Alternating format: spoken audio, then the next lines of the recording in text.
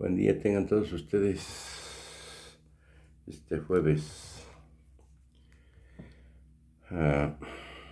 27 de octubre. Ya el sábado hay que atrasar, creo, una hora, ¿no? Un horario de verano que termina. Fue aprobado por el Senado y quienes se pusieron, ¿ya saben quién?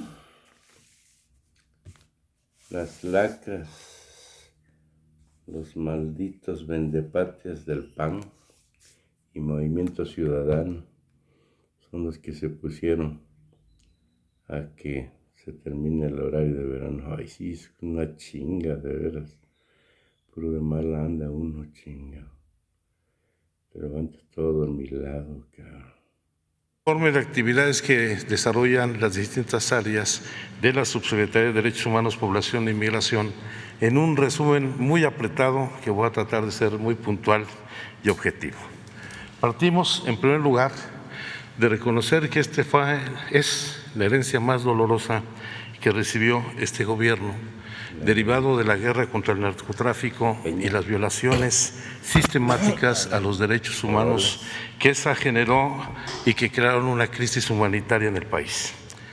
El Estado fue omiso en su responsabilidad en la búsqueda de personas y en la protección de derechos humanos elementales. Desde el inicio de este gobierno, reconocimos la magnitud de esta tragedia y asumimos el compromiso de construir las capacidades institucionales para encarar esta situación, poniendo siempre en el centro de la atención a las víctimas. Y para ello se creó el Programa Nacional de Derechos Humanos, que es el instrumento que coordina todas las actividades de manera transversal en materia de defensa, protección y garantía de los derechos humanos de todas las instituciones públicas del Gobierno federal. En materia de búsqueda e identificación de personas, reinstalamos el Sistema Nacional de Búsqueda y hemos procurado su fortalecimiento. Por supuesto que el primer paso, además de nombrar a la titular de la comisión, fue la creación de las 32 comisiones locales de búsqueda que a la fecha, hasta este año, han recibido más de 1.800 millones de pesos para fortalecer sus actividades de búsqueda y sus capacidades forenses, siempre en un trabajo coordinado con familiares y colectivos. Esto ha incrementado de manera significativa la intervención de la Comisión Nacional de Búsqueda en las labores de búsqueda de personas desaparecidas con los familiares que antes no se hacía. Del 8 de febrero de 2019 al 24 de octubre del presente año se han realizado ya 3.356 jornadas de búsquedas en 28 entidades federativas y en 404 municipios. Junto con ello, se han desarrollado los nuevos instrumentos para fortalecer el Sistema Nacional y a la Comisión Nacional de Búsqueda. Por supuesto, el Registro Nacional de Personas Desaparecidas y No Localizadas, que registra a la fecha 106.780 personas desaparecidas entre 1964 al día de ayer,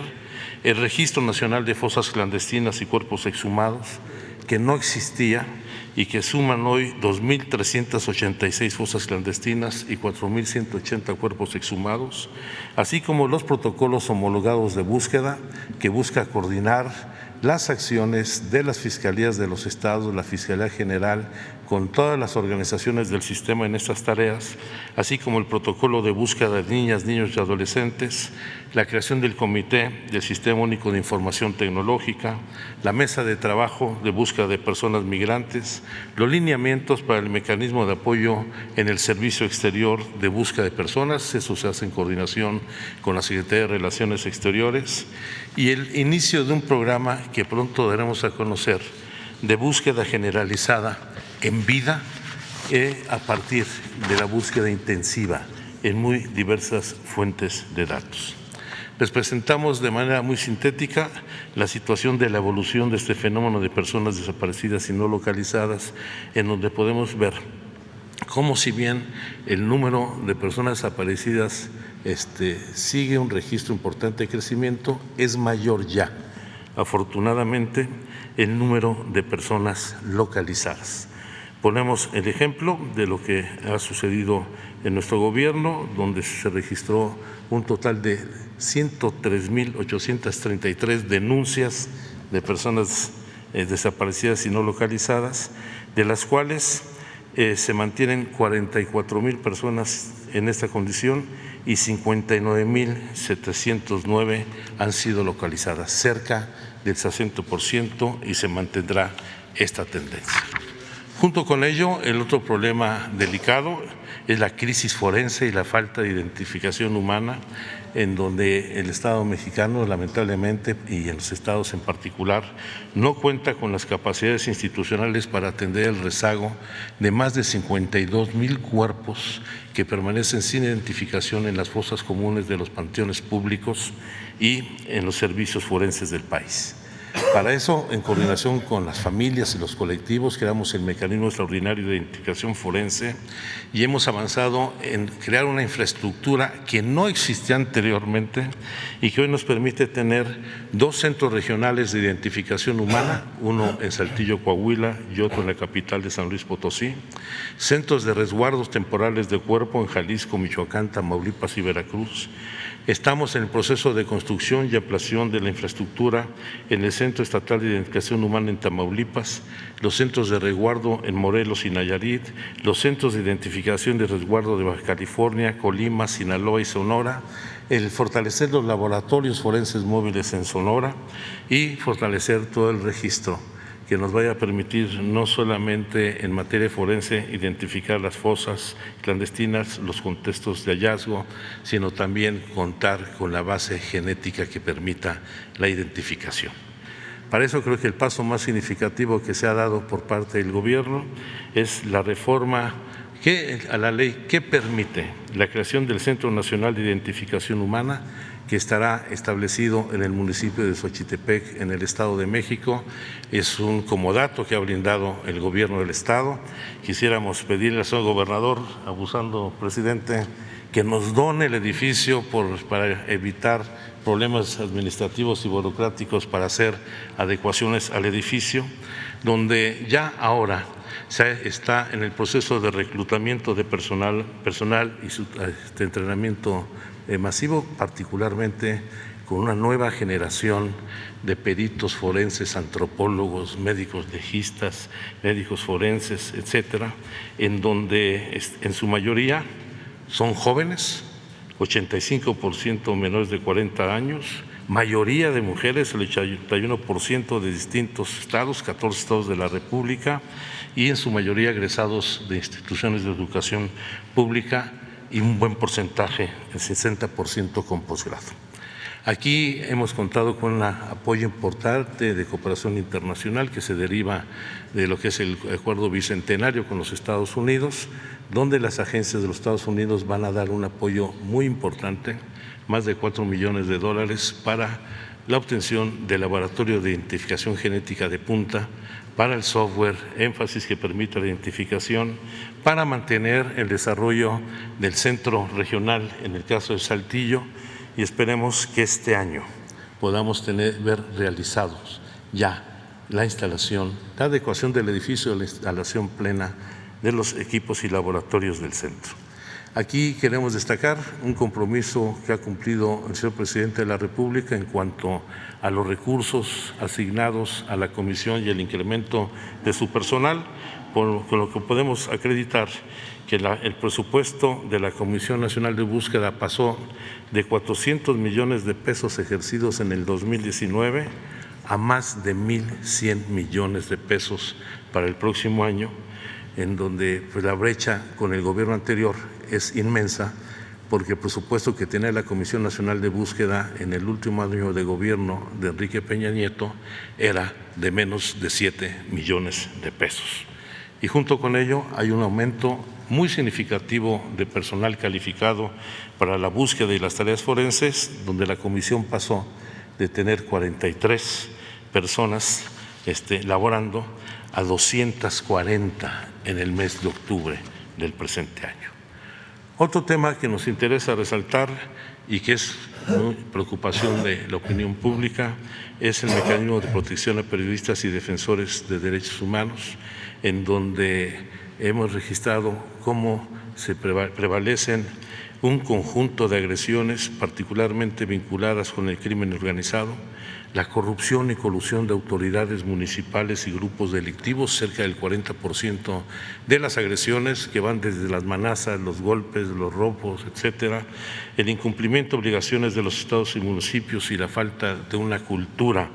para reconocer la importancia de la labor periodística y de defensa de los derechos humanos, sigue generando problemas. Aquí en la plaza, en la anterior, la lámina anterior, sí, bueno, tenemos el registro, voy a poner solamente el caso de los periodistas, como desde el gobierno de Felipe Calderón a lo que va de este gobierno han sido lamentablemente asesinados 260 periodistas, 101 en el gobierno de Calderón,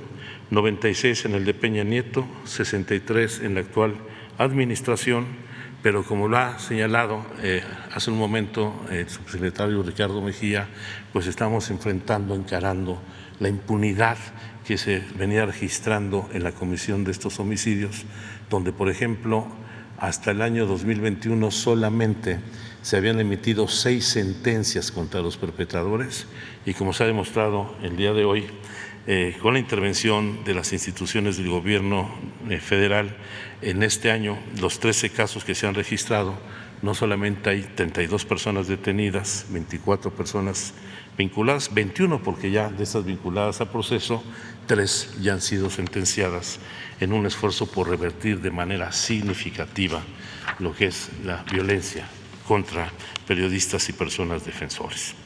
Hay que señalar que nosotros recibimos el mecanismo con 798 personas beneficiarias. Hoy tenemos 1,768 beneficiarios, quienes reciben distintas medidas de protección. 85 refugios de seguridad en todo el país, 64 servicios de escolta con más de 240 elementos, más de 700 domicilios equipados con infraestructura de seguridad, más de 1,300 medidas de protección en asistencia personalizada. Se va fortaleciendo la coordinación con distintas entidades, particularmente con Sonora, Nuevo León, Morelos, Coahuila, Chihuahua, Baja California, Michoacán y Sinaloa. Estamos impulsando una nueva ley general para que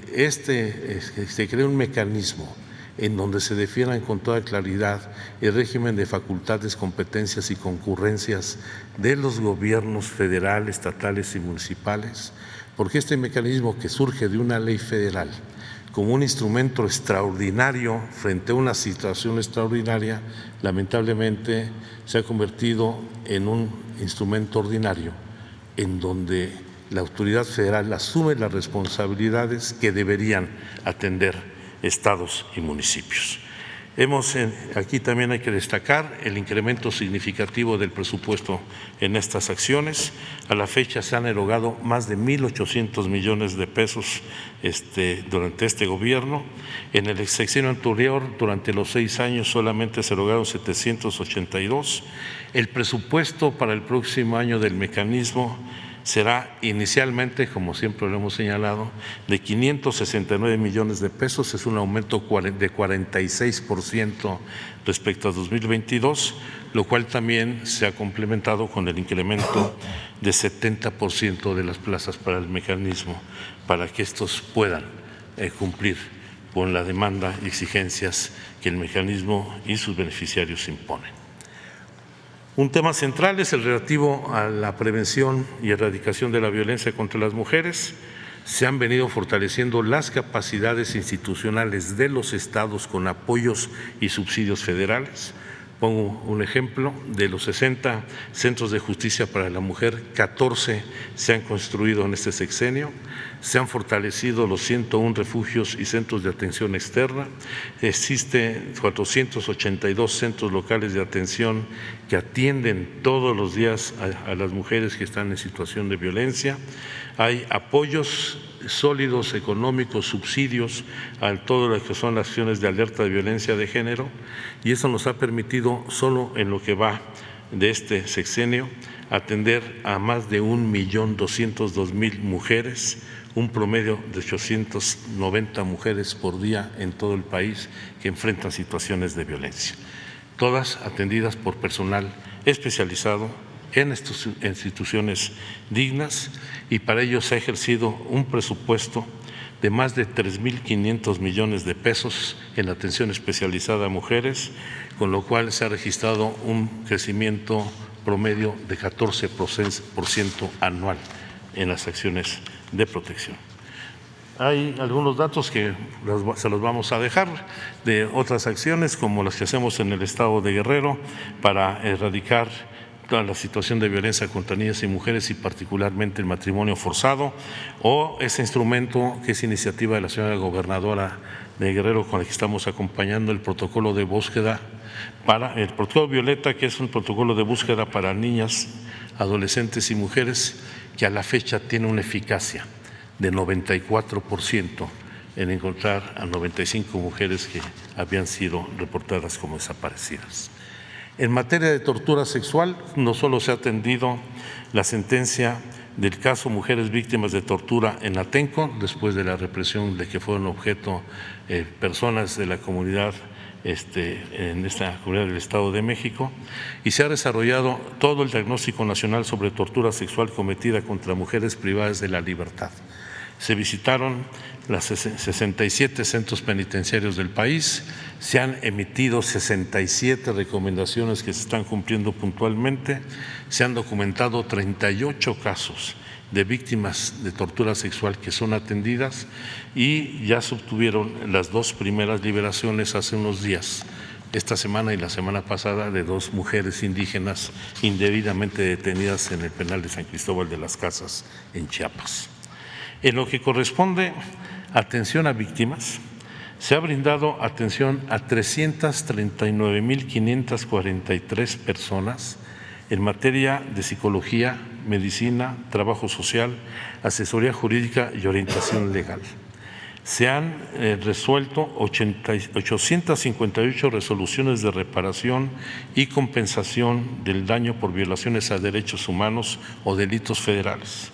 Se han otorgado medidas de ayuda para alimentación, alojamiento, traslados, gastos médicos y funerarios por más de 2.760 millones de pesos. Y solamente en 2022 se otorgaron 815 millones de pesos a 6.955 usuarios, de los cuales ahí en la Comisión de Víctimas el 70% son mujeres. En cuanto a la atención de las recomendaciones del Sistema Interamericano en materia de derechos humanos o del Sistema Universal, se han erogado hasta la fecha 544 millones de pesos por el cumplimiento de nuestras obligaciones nacionales e internacionales. Las nacionales se refieren a las recomendaciones de la Comisión Nacional de Derechos Humanos en temas que habían estado anquilosados y temas muy emblemáticos. El caso de la reparación a las víctimas de la matanza de Acteal, a los mineros que perdieron la vida, a las familias de los mineros que perdieron la vida en Pasta de Conchos, los problemas vinculados con el ejido Puebla en Chenaló, la atención a la sentencia en el caso Inés Fernández en Ayutla de los Libres. Se han llegado a 12 acuerdos de solución amistosa reconocidos por la Comisión Interamericana de Derechos Humanos. Se han realizado 8 actos de reconocimiento de responsabilidad internacional por parte del Estado mexicano, el más reciente, el caso de Digna Ochoa, la semana pasada, y se reconoció la competencia del Comité contra las Desapariciones Forzadas, que se están atendiendo puntualmente. En materia de memoria, verdad y justicia, pues se crearon 2 comisiones por decreto presidencial: la Comisión para la Verdad y el Acceso a la Justicia del caso de Ayotzinapa. No me voy a detener aquí, no solamente porque se presentó el informe, el pasado 18 de agosto, el informe preliminar de los avances, y no sé por qué tengo la impresión de que va a haber preguntas al respecto el día de hoy. Y, por supuesto, la Comisión por la Verdad, el Esclarecimiento Histórico y el Impulso a la Justicia de las Violaciones Graves a los Delitos cometidos entre 65 y 1990, donde ya la Comisión,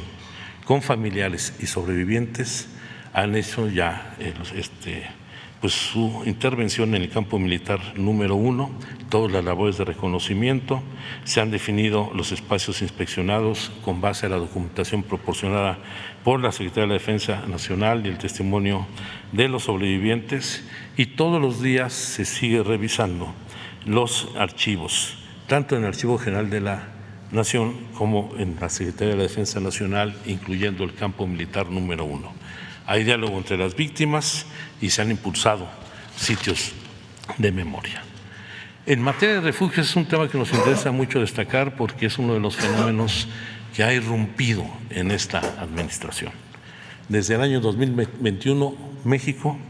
es el tercer país con el mayor número de solicitantes de condición de refugiado a nivel mundial. Solo de 2013 a la fecha, a septiembre de 2022, la Comar ha registrado 387,541 solicitantes de condición de refugiado, de los cuales el 85,5% corresponden a esta administración. De 2013 a la fecha, se han reconocido 92,319 personas en condición de refugiadas, de las cuales 79,377 fueron reconocidas en este gobierno. Este no es un asunto menor, se ha incrementado la infraestructura y la capacidad de atención de la Comar, estamos en la idea de fortalecerlo más, pero esto tiene que ver con la atención que se da al fenómeno migratorio en nuestro país, en donde desde que el Gobierno de México promovió y suscribió en Marrakech la Convención Nacional para garantizar una movilidad ordenada, regular y segura, estamos impulsando, y en muchas ocasiones esta información no se toma en cuenta. Hay que señalar que en lo que va de este gobierno se han otorgado diversos instrumentos migratorios de regulación y de refugio que han beneficiado a 1,638,000 personas, la mayor parte de las cuales, 329,600, son solicitantes de refugio en Comar, 269,000 son residentes permanentes, incluyendo las relaciones ya aprobadas por Comar, 268,000 son gente que ha recibido visas humanitarias en nuestro país, 118,000 son las relacionadas con la internación de extranjeros con solicitudes de asilo a Estados Unidos y otros instrumentos migratorios como las tarjetas de visitante regional, trabajadores fronterizos y otras, lo que da cuenta de este fenómeno, el nuevo fenómeno de integración de los flujos migratorios a nuestro país. Cuando llegamos al gobierno, de acuerdo a los datos del INEGI, había 1 millón de extranjeros viviendo en nuestro país, 70% de los cuales eran ciudadanos norteamericanos. Hoy tenemos 1,5 veces más de gente que está haciendo una muy importante aportación al desarrollo de nuestro país. En materia de diálogo con los pueblos indígenas y construcción de la paz, que trabajamos junto con el Instituto Nacional de Pueblos Indígenas, se han atendido innumerables conflictos entre comunidades indígenas, conflictos agrarios, conflictos de elección en prácticamente todo el país. Destaco los casos del conflicto en Aldama y Chenalón, Chiapas, los de la comunidad wixárika en el municipio de La Yesca, en Nayarit, también el plan de justicia con los pueblos wixárikas, la firma de acuerdo de la paz con el municipio de Hueyamiapan, los conflictos postelectorales en Coyoacán, Puebla, el acompañamiento en la renovación de autoridades del municipio Celtal de Oxchuc, la iniciativa de reforma constitucional legal sobre derechos de los pueblos indígenas mexicanos que se aprobaron, la participación en el conflicto de Venustiano Carranza. Esta foto que ven ahí es la reunión de ayer que se sostuvo en Venustiano Carranza en la idea de ya avanzar una resolución de fondo en este conflicto que lleva mucho tiempo, los temas de conflictos muy delicados en Panteló, Chiapas, y otros asuntos que nos han permitido, pues no solamente la liberación de 36 indígenas tojolabales del municipio de Altamirano, también la libertad de indígenas purépechas de Nahuatzen, a ver los problemas de la comunidad rarámuri de Choriachi y, por supuesto, un tema que tenemos pendiente con el gobierno de Oaxaca, la solución del conflicto entre las organizaciones de la nación Triqui. En materia de discriminación, destacar, y eso nos da mucho orgullo, que por primera vez una mujer indígena lidere el Consejo Nacional para Prevenir la Discriminación, en donde se sigue haciendo un trabajo muy importante, no solamente para generar conocimiento e información en estos temas, como la encuesta Intersex 2020, es la primera que se realiza sobre las características de la población intersexual en nuestro país, la encuesta nacional sobre diversidad sexual, la encuesta nacional sobre discriminación 2022, el sistema de información sobre discriminación y una de las más importantes, la publicación de una norma en igualdad laboral y no discriminación, junto con la Secretaría del Trabajo y Economía, donde 520 centros de trabajo han sido ya certificados, junto con la capacitación del personal. En materia de justicia,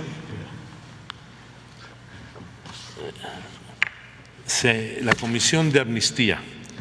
hasta el día de lunes, que fue su reunión, ha otorgado el beneficio a 250 personas. 162 de estas han sido ya declaradas procedentes por la autoridad judicial, es decir, están en libertad. Hemos avanzado en traducción de la ley a lenguas indígenas, se acompaña a 2 entidades para que ya cuenten con leyes de amnistía y se ha instalado el Comité de Preliberaciones, del cual la señora Secretaria de Seguridad y Protección Ciudadana dará cuenta. En materia de política migratoria se ha hecho un trabajo de coordinación con la Cancillería en la Comisión Interinstitucional para atender el tema. Se ha revisado junto con la Secretaría de Relaciones Exteriores todo lo relativo al establecimiento de visas en Bolivia, Ecuador, Brasil y Venezuela. Se tienen los diagnósticos del problema de movilidad humana en el país y de manera destacada atender un tema fundamental que durante años fue desconocido, que es el desplazamiento forzado interno, donde esperemos ya contar con los instrumentos legales que nos permitan actuar como hasta ahora se ha venido haciendo. Un tema que poco abordamos y sí quisiera destacar es el tema de la política de población. Está realizada por el Consejo Nacional de Población, donde los resultados en materia de la política demográfica del país siguen avanzando. Mantenemos una tasa descendente de crecimiento de población del 0.9% y por supuesto hay cambios significativos en la composición de la población mexicana, donde el grupo de 60 años y más representa el 12% de la población ya, mientras que las personas menores de 11 años y jóvenes de 12 a 29 años representan el 50% de la población total. Esto cambió la pirámide demográfica del país. Vamos a una población de nueva cuenta de mayor juventud y al mismo tiempo un crecimiento significativo de la población mayor de edad que hará cambios significativos. Pero el tema central que queremos fortalecer es tanto el fortalecimiento de los derechos de las personas. Ya afortunadamente, con la aprobación el día de ayer por parte del Congreso de Tamaulipas, tenemos 32 estados con matrimonio igualitario, tenemos 10 entidades con interrupción legal del embarazo hasta las 12 semanas y el énfasis lo podremos poner en la Estrategia Nacional para la Prevención del Embarazo a Adolescentes a fin de disminuir la tasa de fecundidad adolescente y erradicar el matrimonio y la maternidad de las niñas menores de 14 años. Los datos son muy preocupantes. El embarazo de adolescentes entre 15 y 19 años de edad suma 364.537 al año, son 1,000 embarazos al día. Y lo más lamentable, el embarazo infantil en niñas menores de 14 años suma 8.876 anuales. Este es un asunto que tenemos que atender, no solamente con el fortalecimiento de las opciones para garantizar los derechos sexuales y reproductivos que ya están contemplados en el nuevo plan de estudios de la SEP, sino también con la capacitación de personal y las campañas de difusión que estamos haciendo. Y finalmente, ya para cerrar, 2 temas, el de registro de identidad de personas, que es una labor que poco se conoce. El Registro Nacional de Población en estos 4 años ha desarrollado un trabajo sin lugar a dudas muy importante para garantizar uno de los derechos fundamentales, el derecho humano fundamental, que es el derecho a la identidad de las personas. Es el derecho clave para acceder a todos los derechos. Y ya se han certificado 147 millones de CURPS, junto con el acta de nacimiento, para que cada persona cuente con una CURP certificada que le garantice identidad jurídica. La CURP parece que no es cierto, pero es el instrumento más utilizado para la identidad jurídica de las personas. En promedio, todos los organismos públicos y privados realizan 169 millones de consultas mensuales para acreditar la identidad de las personas. Y todos los días se realizan más de 1.700 trámites en los 670 módulos de CURP en todo el país. Junto con ello, se creó la CURP temporal para personas solicitantes de refugio, la CURP temporal para personas que son repatriadas de los Estados Unidos que llegan sin ningún documento de identidad y la CURP temporal para personas trabajadoras en los estados del sur del país para regularizar su situación. Creo que el esfuerzo que se ha venido desarrollando es evidente y como dice el dicho que pues las políticas se demuestran con el apoyo presupuestal. El presidente asumió un compromiso de que no escatimar los gastos en los temas nodales de protección y defensa de los derechos humanos, particularmente búsqueda de identificación de personas, la protección a periodistas y defensores de derechos humanos, la Comisión Nacional de Atención para Prevenir la Violencia de las Mujeres, donde el presupuesto en estas tres áreas pasó de 477 millones en 2018 a 2.735. Esto equivale a un aumento del 473% y que con toda seguridad ayudará a cumplir con este objetivo de fortalecer nuestras capacidades para la garantía y defensa de los derechos humanos. Es cuanto, señor presidente.